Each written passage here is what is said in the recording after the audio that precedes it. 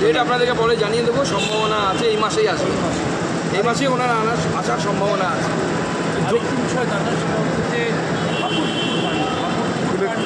অবস্থায় গাড়ি চাপা দেওয়ার যে অভিযোগ উঠে আসছে, ওনার একজন পরিচালকের তৃণমূল কাউন্সিলরের উপস্থিতিতে নিহতের পরিবার করছে পুলিশ শুরু থেকে এসে ধামাচাপা দেওয়ার চেষ্টা করছে, মিটিয়ে নেওয়ার কথা বলছে, সমঝোতার কথা বলছে।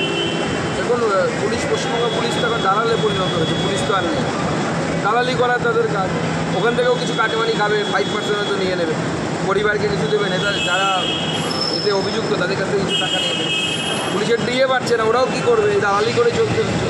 দাদা ছবি দেখা যাচ্ছে বিভিন্ন জায়গায় পুলিশের ভ্যানে ছবি দেখা যাচ্ছে, কোথাও বা দেখা যাচ্ছে রাস্তায় গাড়ি চলছে।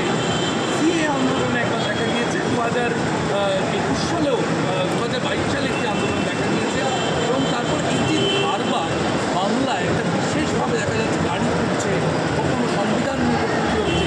আপনারা কীভাবে দেখছেন? আমরা তো প্রথমে বলেছিলাম যে অভিষেকবাবু কোথায়, তাকে তো খুব দরকার এই ক্রিটিক্যাল সিচুয়েশন।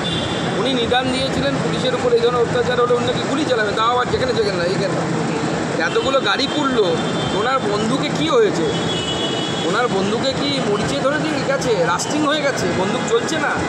সমস্যাটা কোথায় ওনাকে বলতে হবে। মুখ্যমন্ত্রী আবেদন সত্ত্বেও অধিকাংশ